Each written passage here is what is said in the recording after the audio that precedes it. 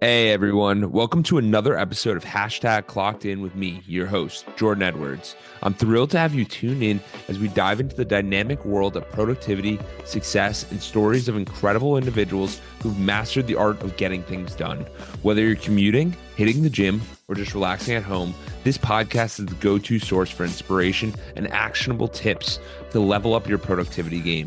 I'm on a mission to unravel the secrets of those who seem to effortlessly manage their time and achieve their goals. So if you're ready to clock in and unlock your full potential, you're in the right place. We've got a lineup of amazing guests, industry experts, and thought leaders who will share their insights and strategies to help us crush your to-do list and make the most out of every moment. Get ready to get inspired, motivated, and equipped with the tools you need to supercharge your productivity. This is Clocked In with Jordan Edwards. Let's dive in. Hey, what's going on? I got a special guest today here. His name is Brian Will. He's an industry expert in sales and management consulting, and he's a best-selling author of the Wall Street Journal and USA Today's best-selling book, The Dropout Multimillionaire. Over the last 35 years as a serial entrepreneur, Brian has created 7 very successful companies in 4 different industries, companies with a combined worth of over $500 million at their peak. Brian, how are you doing today? What's going on, Jordan? Thanks for having me today. This is going to be pretty cool. Yeah, I'm excited to have you on. You have a fantastic background. I get bored easy, so I keep changing industries and reinventing myself. That's my secret. Yeah, so I'm excited to hop into your story because there's a lot of people who you'll find sit there and will go, I've been in this industry for 25 years, and they always basically hitch their saddle to that. And that allows them to be successful just based on their quote unquote experience. But for you, jumping different industries and being successful in the different ones, I'm excited to hear about it. So where did your journey start? Yeah, this is an issue with my ADHD, to be very honest with you. If you know the difference between ADD and ADHD, ADHD is, hyper focused on everything that's going on around you you can't focus on one thing, which honestly has helped me in business because it allows me to run multiple businesses at the same time, as long as I stay at the 30,000 foot level and have a lot of good people working for me. But yeah, my ADHD is both a blessing and a curse. But you asked me how I got started in business. Okay, so here's the deal. I have this one of us is stupid moment stories, right? Okay. So here I am, I'm 21 years old. I'm struggling. I'm struggling to hold a job. I keep getting fired. There's a big story behind this with how I grew up and failed out of high school my junior year. And I go to work for this landscaper and I'm mowing grass, $4 an hour, working in a truck with 2 other dudes. And I remember I go to work for these guys, and after the first week, I take this little notebook in our front seat, and I'm looking at it, and there's 30 accounts we mowed that week. And each one we collected about $25 to $30. It was a couple $1,000s we collected. And we get a check every single time we mow their lawn. And at the end of every day, we drive back to the owner's house and we drop off all this money, right?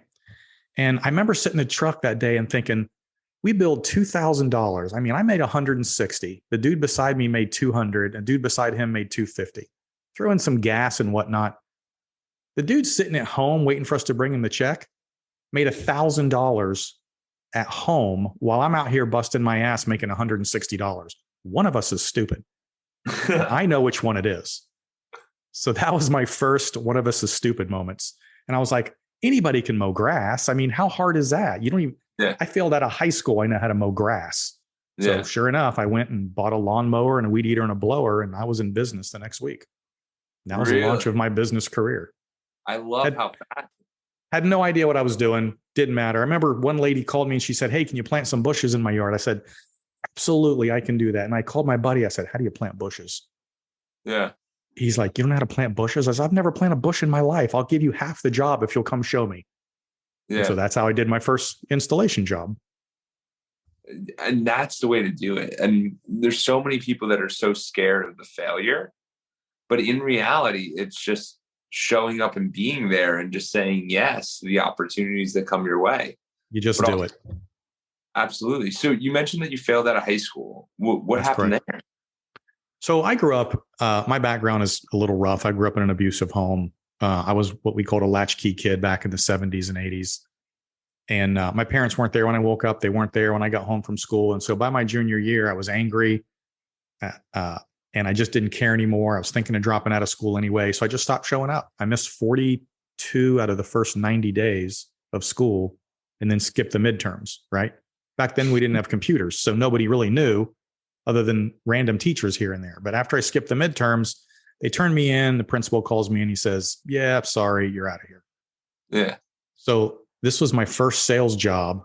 I said, look, I can't get kicked out of school because I'm on the track team and I'm on the band. And these are my two favorite things. So I'll make you a deal. This is a Friday. I'll make you a deal. You let me take the midterms on Monday. If I get a B, you give me a D. If I get anything less than a B, I'll leave. He was a pretty cool guy. It's like, hey man, I got nothing to lose. You ain't going to do it anyway. Knock yourself out. Monday, I got all B's and I stayed in school and finished and graduated with a 1.2 grade point average. Oh, that's by the way, that's a D minus, by the way. I can show you my report card. There are more F's and U's for unsatisfactory than there are anything else on my grade card. It's crazy. Oh my goodness. I was just an angry young man. But when that was happening at that time, was school very like pushed as it is today? Oh like my today, gosh, no. Yeah. The 80s, the 70s and 80s were just a different thing. The real story, the reason I didn't get kicked out is because the lady who was the school administrator, we only had one, it was a very small school, like kindergarten through 12 in the same building, right? 80 kids in my class. The lady who was the school administrator, her daughter was madly in love with me. And so she just looked the other way until the principal figured it out. That's really the truth of how I stayed in school that long. Oh my goodness. That's incredible. So college wasn't in the cards for you. So I got kicked out of my house at 18. I had no place to go. I got hoodwinked by a military recruiter and ended up in the Air Force. Really? It's one of the chapters in my book is I got hustled. And this Air Force recruiter used a classic takeaway close in the sales, and get me to join the military. So I did. So I did a year on active duty, got off active duty, and that's when everything started. And I struggled to hold jobs, and that's when I ended up starting the landscaping business. Absolutely. What did you think of the Air Force? Was that something that you were passionate about, or it was just? No. In fact, my first day, they ship you off to basic training, and you get on this bus and you drive out to the Air Force base, and everything's cool on the bus, man. You think this is going to be awesome. The guys are friendly and nice. And man, as soon as that bus door opens, there are people screaming at you. And it's like, get off the bus, get off the bus. And some joker this is called the pick 'em up, put 'em up drill in the military. You look at any guy, talk to any guys that were in the military back in the 60s, 70s, 80s. Somebody puts their bag down. Did I tell you to put your bag down? Pick your bag up. And then for 10 minutes, pick them up, put them down, pick them up, put them down, pick them up, put them down. Now, from now on, you don't do anything unless I tell you. You're like, oh my God, what happened to skipping class?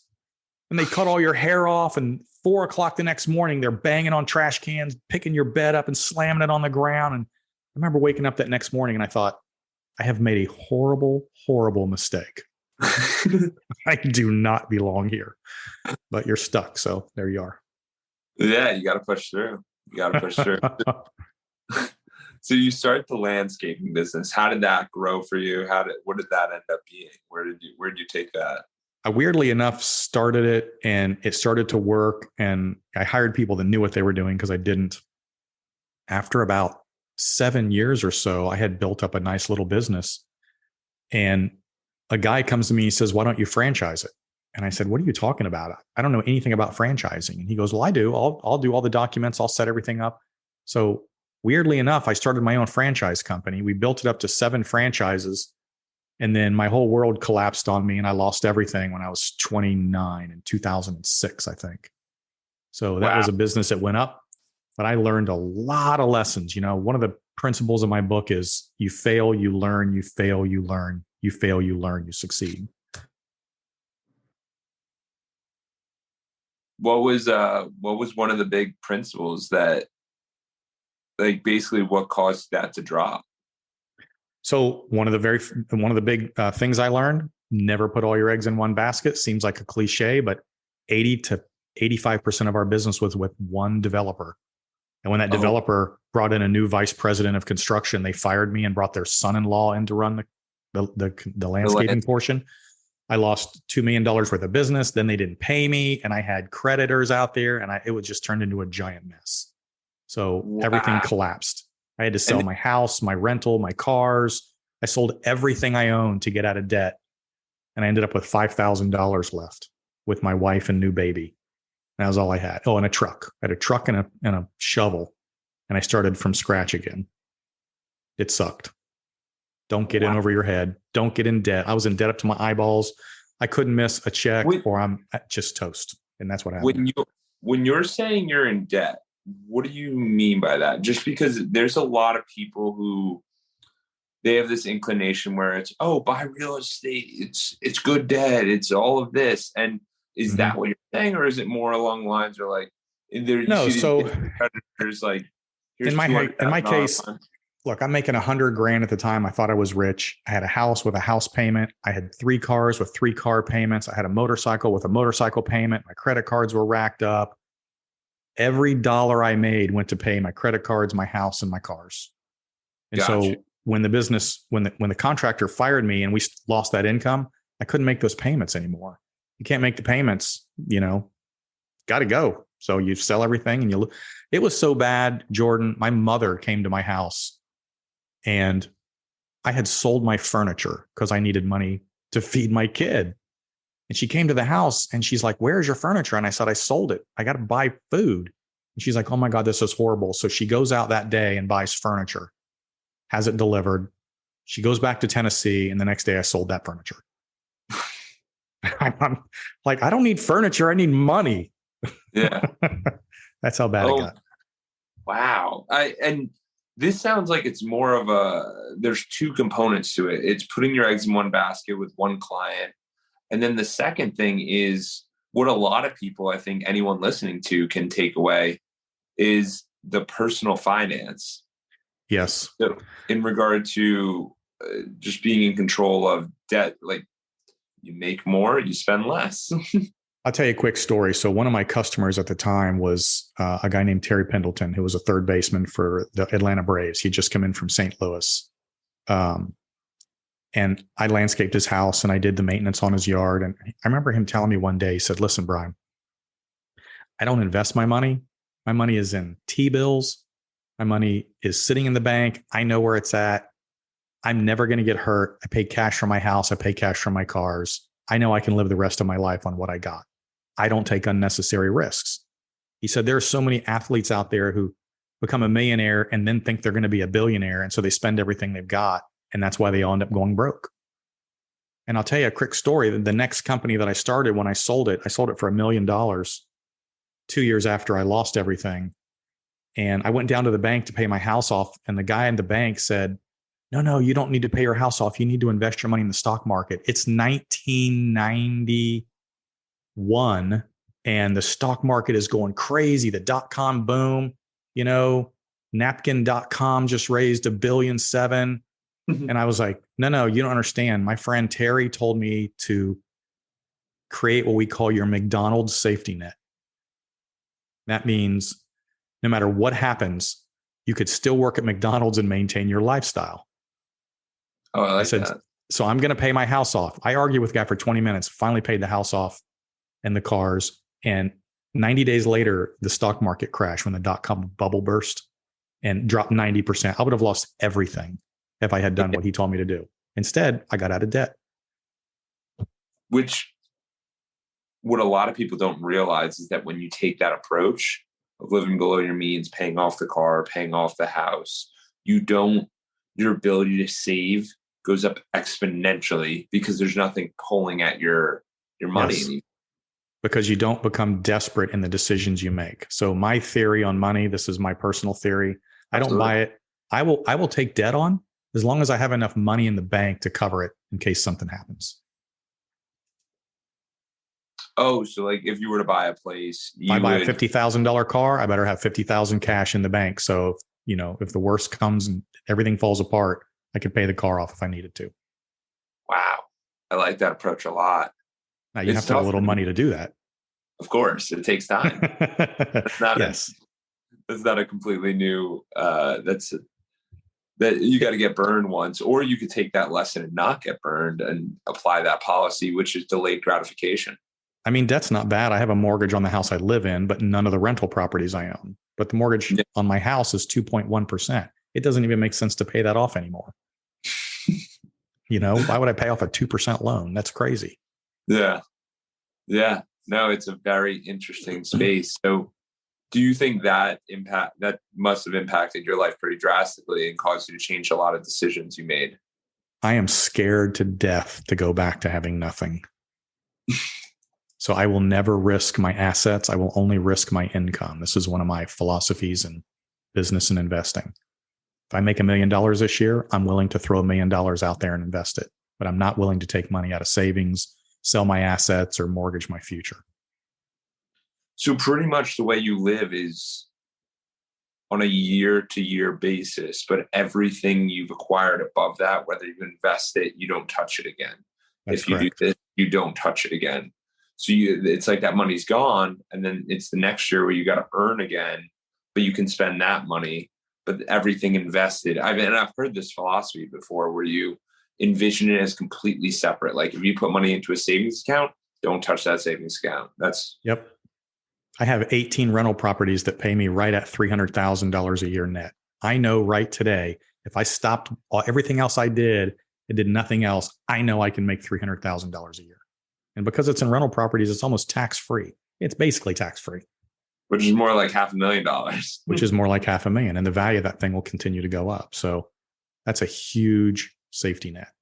So when did you start jumping into the rental space? Was that always a strategy you thought about? No, this has only been in the last couple of years. I started, if I knew back then what I know today, I'd have bought a rental property every year.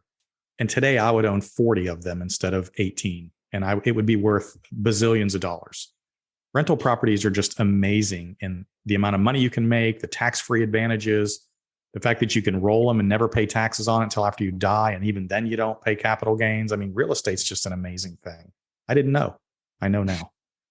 Absolutely. So if you were investing like in that experience with real estate, are you only in your hometown? Is it wide ranging? Like how do you think different deals? I got properties here in Alpharetta, Georgia, where I live. I've also got properties down in Florida where you live. Yeah. In Tampa, West Chase, and Clearwater Beach. Yeah, you got some in the same complex as me. Exactly. I own a couple of your neighbors. That's why I knew I was making a good decision. But it's interesting when you go about these different investment properties, because some people will sit there like you can go to the Midwest where you can get it for $100,000. In Florida, It might be like $300,000. How do you think about that? And especially this market that we're in right now, Yeah, I do it where I live because I want to be close to my assets. I've got family in Tampa. I have a place in Tampa. I live here. So I do it where I live. I want to know that me or one of my relatives can drive over and look at it, make sure it's still there and hadn't been burned down. So I know there are people that invest all over the country that I would not feel comfortable doing that. Okay. So you always keep a close eye on it. Yeah. There's enough properties where you live to do anything you've ever wanted to do. Are you saying that just because I'm in Florida, or are you just saying anyone in general? I'm saying anybody that wants to invest. I mean, how many homes are around us? Look. It's called Acres of Diamonds. There's an old book called Acres of Diamonds, one of my favorite books.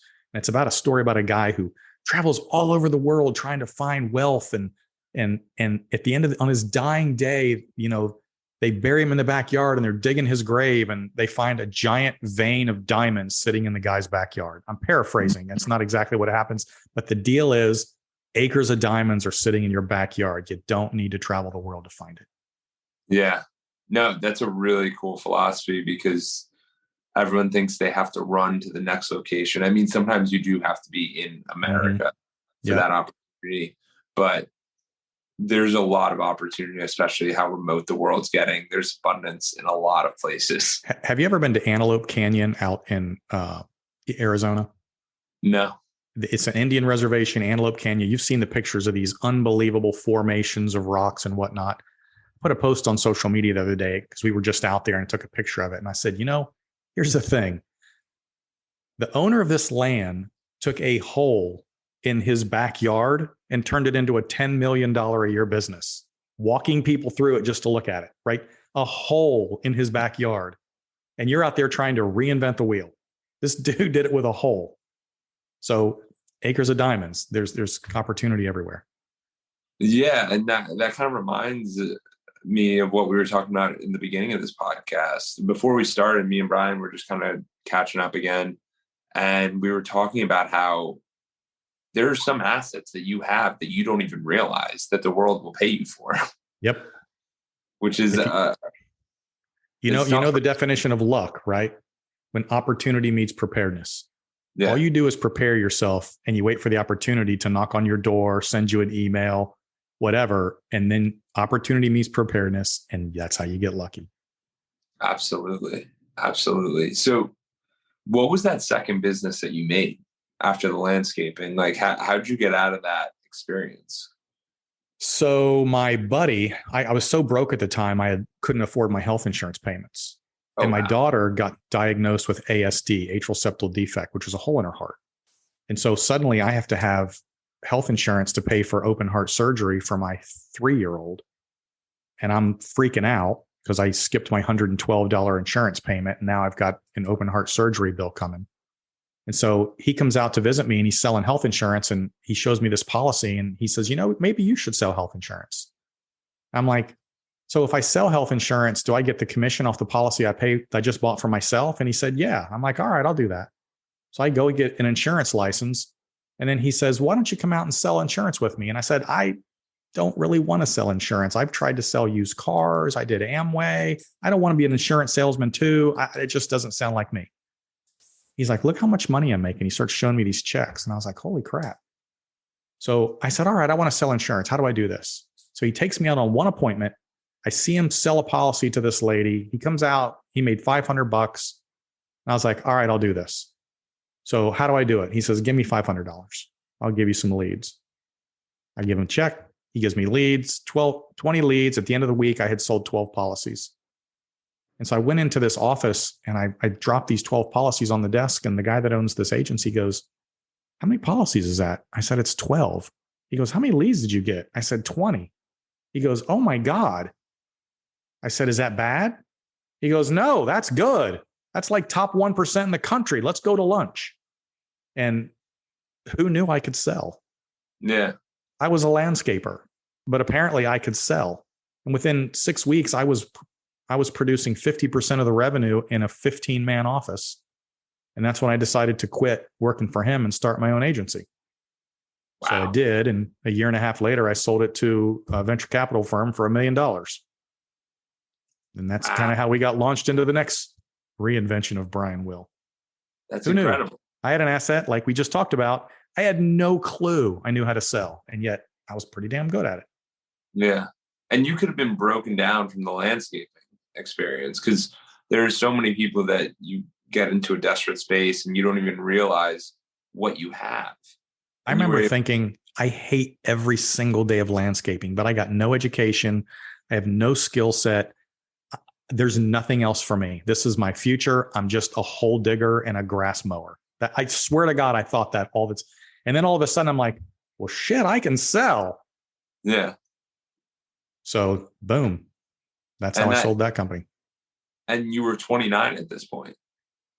Yeah, that was 2006, I believe. We were advertising on the Rush Limbaugh show. Rest in peace, Rush. I'm just saying, you're 29 and you had no idea about this skill. None. Like that, and that's the biggest thing is that everyone's like, "Oh, you got to be in your career, or you got to be in this moment, or you got to be in this place." No. And like, no one knows where they're going to be. No. And then fast forward the story a couple of years later, I meet a guy. I won't get into that whole story, but we started an internet marketing company. I know nothing about internet marketing. So this is 2003. So this is, again, 7 years later. I'm in my mid 30s. I meet Steve, who's one of my mentors, and we start this internet company. And quick story, he invests $400,000 in the business, but we both owe the money back, right? So he takes equity in my insurance company. I take equity in his startup. 9 months later, we've lost 400 grand. And he comes in my office and he says, we need to invest more money. And I'm like, Steve, the CPA was in my office an hour ago. He said, you've lost 400 grand.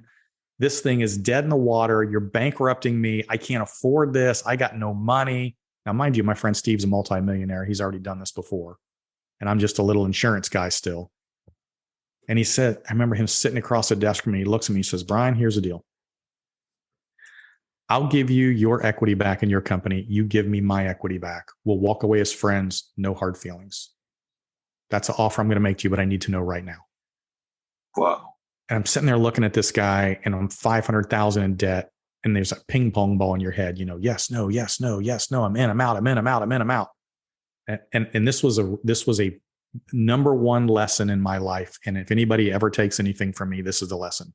Sometimes you have to trust other people's instincts and knowledge over your own. You got to get your ego out of the way. And I remember thinking, all right, I'm sitting here looking at a guy who's probably worth 20 million and I'm worth like $12.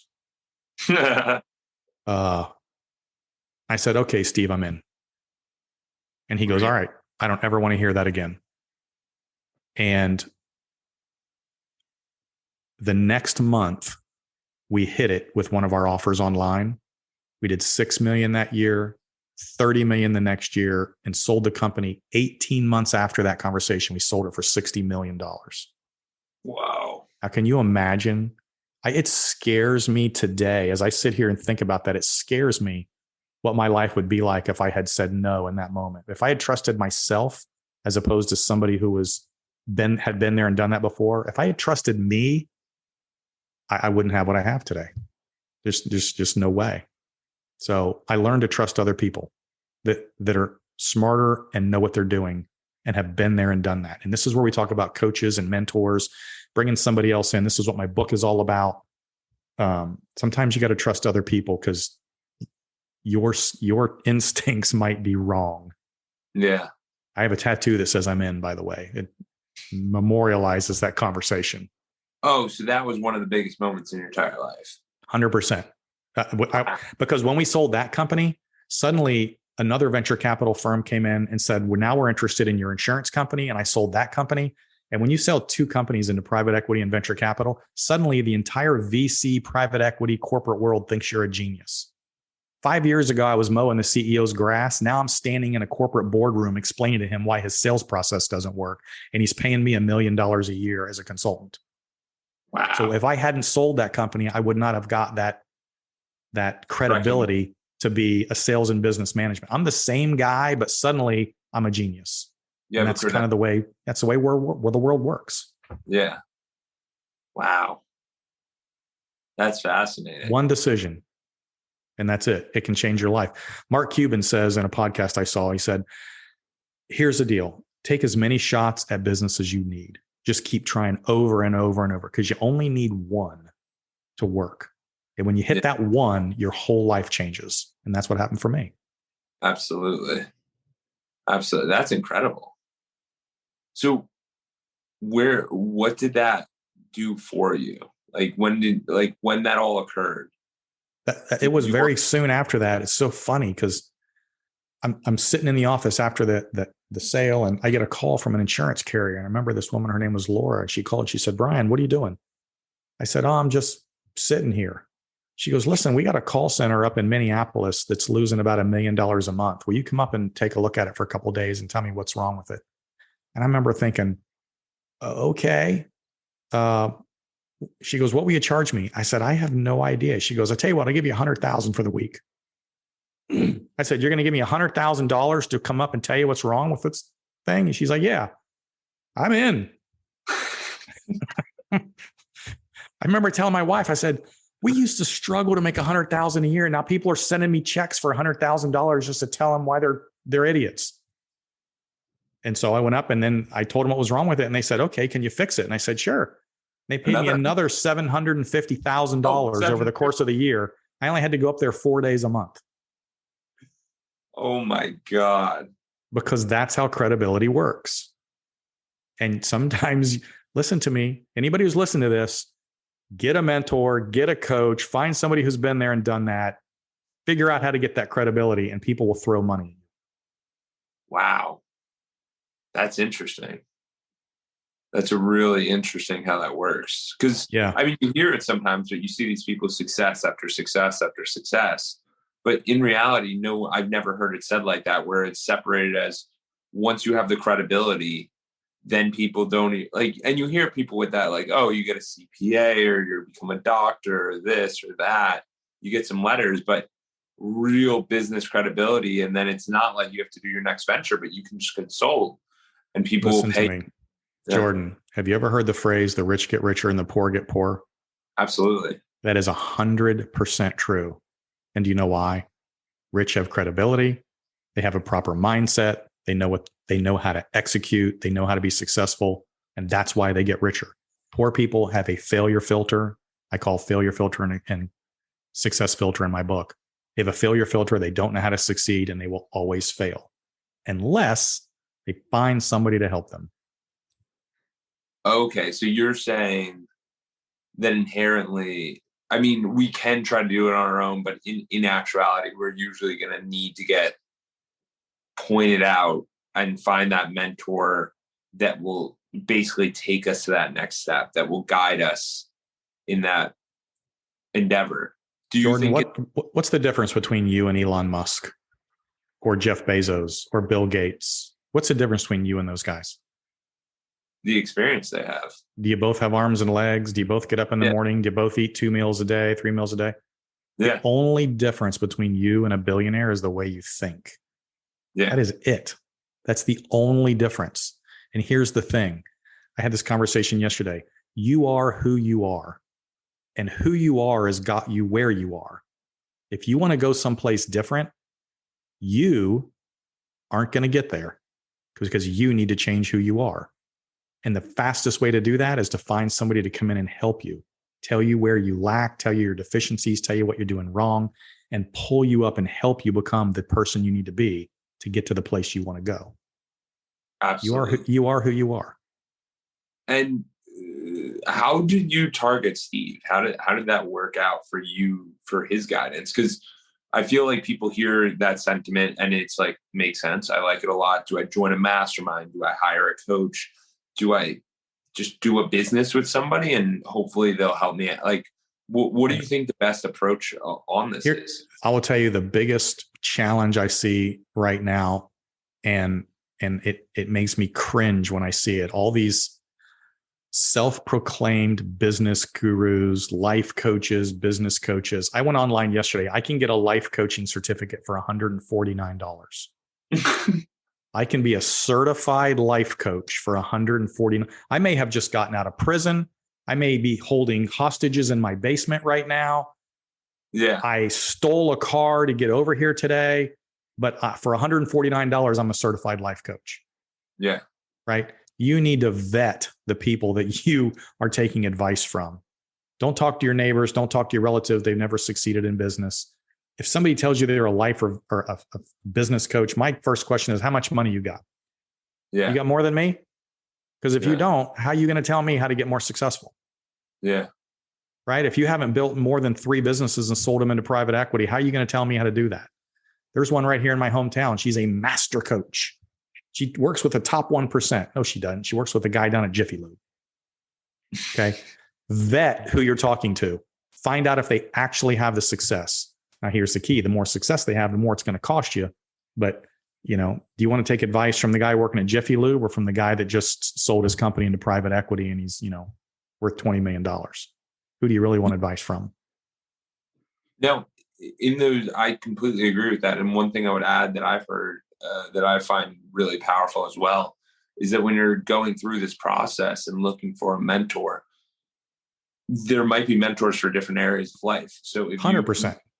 Yeah. So what I mean by that is like, you might find a business mentor that you really align with. Now, most people want to go, okay, can you help me with my relationship advice? But they might have been divorced 3 times, but they excel in business. So then you would find a different person to be your relationship mentor. And like, you see this when you're growing up, when all your friends are like, oh, what do you think you'd say to this girl? Or what would this be?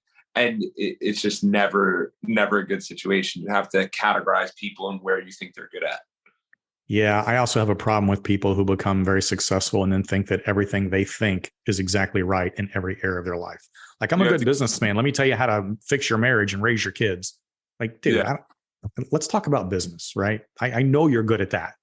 100%. Yeah. So if you're going to find someone, and mastermind groups are great, you got to be careful not to get drugged down into the mud, because a lot of mastermind groups are 95% wannabes and 5% of people who actually have something that they can contribute that will help you. And we talked, I think you and I, maybe somebody else had this conversation. If you want to sit at the table with the big boys, so there's a saying, right? It's you're the culmination of the 5 people you hang out with. That's who you are. So if you want to be better, you need to hang out with people who are more successful in whatever it is you're going after. The challenge with that is that if I'm moving up to the next highest table, I'm now dragging them back down because they are the culmination of me. So why do the people at the next table want you at their table if you're not as successful as they are, because you're nothing more than a drag on the mastermind at this point? Does that make sense? I don't think I explained that very well. No, I get what you're saying. You're basically, so say we have 5 people, 4 of them are 10s, and then, or no, in the first table, 4 of them are 5s, and then one person's a 3. The 3 would drag them down. Right. Now, when that 3 person rises up and now they're a 6, they're now leading that table of 5s. Right. Now, and the 6th person wants to go to the 10 table, but now the 10 table is going to get drugged down by them. So if you're going to hang out with people that are more successful than you, if you're going to hang out with people who are more successful than you, because you want to be able to level up your life, you better bring something to the table that's worthwhile for them. Otherwise, they will boot you out in a heartbeat. I've realized that a multitude of times, because if you're not, and sometimes those 10s will help you, where they will provide you, they'll basically see what you're doing and find the opportunity for you. But it's much better if you can present to them, hey, I'm thinking about doing this. Are you interested? And even if you give up a piece just for guidance or whatever it is, it provides a lot of value. Absolutely. I wasn't successful until I had a good business partner. Every business I had prior to that, it was on my own. I never made a killing ever. Even the $1 million I made when I sold that first company, it's $1 million. You know how much you get out of $1 million once you pay taxes and pay your house and car off? You got about $100,000 left. What are you gonna do with that? I love the way you present it, as you're so in your zone where it's, you're paying your house off and you're paying the car off. If they're not paying, that's not otherwise you're going to invest it in the stock market, bubble crashes, and everything you worked for is gone, and you still owe money on your house and your car, and you got to go back to McDonald's. I don't want to do that. Yeah, no, that's an interesting way. So when you go about real estate, like obviously you have your rental homes and then you have your own home. What is the approach you have? Because obviously everyone's like, I want a big house. This is my dream house. Mm-hmm. I had that. What'd you say? I had a 10,000 square foot house. I had a beach house, a lake house, an airplane, cars, motorcycles, boats, wave runners. I had everything. I went rich crazy because After that. After we sold the big company, and people do that. It's just, and then eventually the problem is, the boat and the wave runners at the lake house, because you're only up there 6 weeks a year, the batteries are dead. So every time you go up there, you got to freaking change the batteries, and the well stopped, and there's a leak in the roof, and then your crap, you fix all that. Then you get under the beach and the car down there, the battery's dead and the air conditioning went out, and you're at the house and you want to ride your motorcycle, but you haven't ridden it in 6 weeks and the batteries are dead. It gets stupid. The more crap you have, the more crap breaks, the more crap costs. And so I did like most people. I bought all the toys and then I simplified my life and brought it back down. You probably have to go through that if you make a ton of money, but at some point you're going to realize that, I call this the phases of money. There's the, I need to pay my bills phase. Then I start making money. I call it the accumulation phase, or I start accumulating crap. Then after the accumulation phase, we start doing the security phase, where it's like, oh, okay, I've got all this crap now, but I'm burning money. I probably need to secure my future. And so that's when you start, with these investment things that I do, where it's like, okay, I'm not spending this. I'm going to put that away. I can't touch that. That's your security phase. And eventually the philanthropic phase, or what are you going to leave to your kids, or what is your legacy? So those are kind of my phases of money.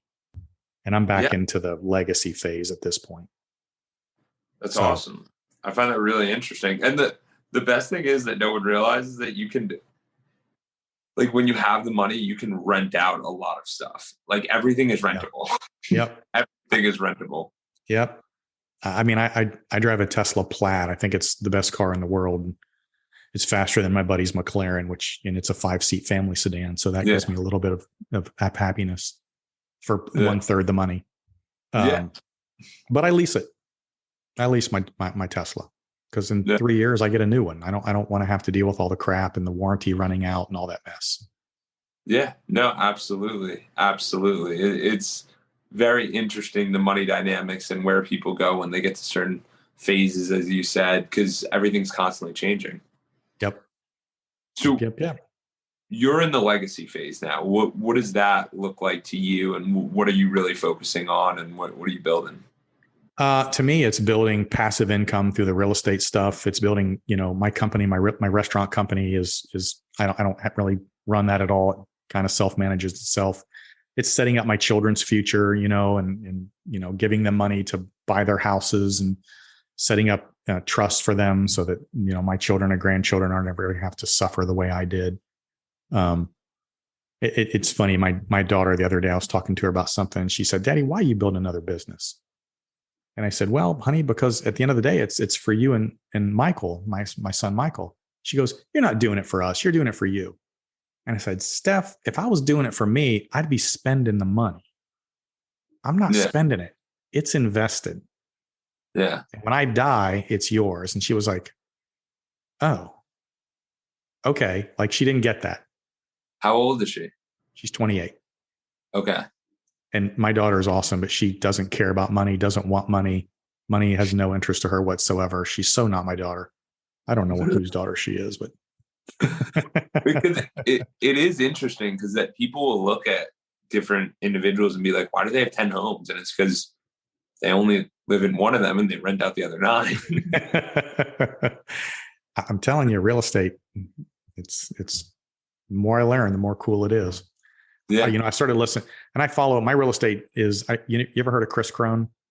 Yeah.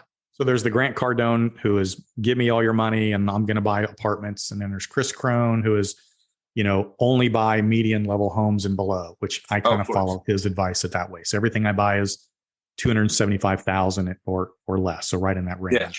The only difference with him is he advocates borrowing money to do that, and I don't. So I pay cash for everything. I think that kind of debt can get dangerous if you don't manage it properly. But so I'm kind of a hybrid of all these guys I listen to. You have to. And that's the other cool thing that we didn't even dive into. The expert, quote unquote, or the mentor, quote unquote, it's now the podcast. It's the people you listen to. You don't even have to be with them. Yes, it's very convenient when you could just hop on the phone and call them, but it also is very useful when you're just listening to them and hearing their different advice. Like Chris Crone had some advice that I ended up taking, which ended up getting me this condo. And I was like, fantastic. There you go. Yeah. Back in my day, back when we used to walk uphill both ways in the snow to school, we would tell people, listen, your future, 5 years from now, you are going to be a product of the people you hang out with, the books you read, and the cassette tapes you listen to. That's how old I am. You probably never see a cassette tape. No, and now it's the books you read, the people you hang out with, and the podcasts you listen to, because this podcast is a new medium for, communication to the world. This thing's awesome. Absolutely. And the best part is it never goes away. It never goes away. Your content will be there forever. Until Elon ships it off to Mars, and then we got to start over. Then we got the aliens listening. We got more subscribers. Yeah. If you get an alien calling going, hey, listen to your podcast. I really like it. So I know we're winding down. Let's talk about the Dropout Multimillionaire. What is the book about? Where can people find it? How does it work? So the Dropout Multimillionaire was my second book. My first book was called I Give the Dumb Kids Hope. And there's a whole story behind that, right? I'm going to give you this quick story. I know we're winding down, but I've told you my background: abusive home, failed out of high school, struggled, no education, no clue. And yet here we are living in that big house I just told you about, 10,000 square feet, boats, cars, planes, beach, lake, everything. And my kids went to a private school. My private school used to push these kids for 4 hours of homework when you get home at night. Like crazy, push them. It's all pre-college prep stuff. And my daughter used to be up late, like she'd be up till 1 or 2 o'clock in the morning doing homework every night. And I walked in the kitchen one night and we'd had this argument many times. Like, honey, go to bed. You need your rest. And this night she says, Daddy, you're not supporting my educational goals. I have to get good grades to get into a good school so I can get a good education and get a good job. And I said, Steph, your education's not that important. She said, yes, it is. I said, then how do you explain me?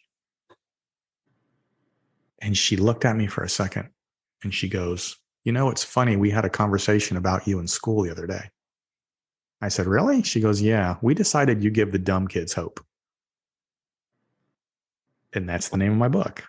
I give the dumb kids hope. So that book's about my life story, a little bit of business. And then the second book, The Dropout Multimillionaire, which is 37 business lessons and how to succeed with no money, no education, and no clue, is really, it's more of a soft skills book, more of a mindset versus skill set thing, which I'm big on in business. And it's for people who want to start a business. Yeah, I want to start a business. You need to read this book. I have a business. I'm struggling to get rolling. You need to read this book. I have a business that's rolling along, but I don't know how to grow it. I can't get my profit up. Hey, man, here's a statistic for you. Only 42% of businesses make money in any given year. Only 42%. Really? That's a staggering statistic the IRS will tell you. Wow. Right? So if that's the case, that means there's 400,000 new businesses start every month. In 2021, there were 4.8 million new businesses. 4.8 million, and 60% are losing money. That's 2.5 million people who invested their life, energy, savings, time, and they can't figure out how to make a profit. That's who this book is for. Read the book. And it's not about how to run your business. Joe the plumber knows how to be a plumber. I don't, but I can tell Joe how to run his business and make money.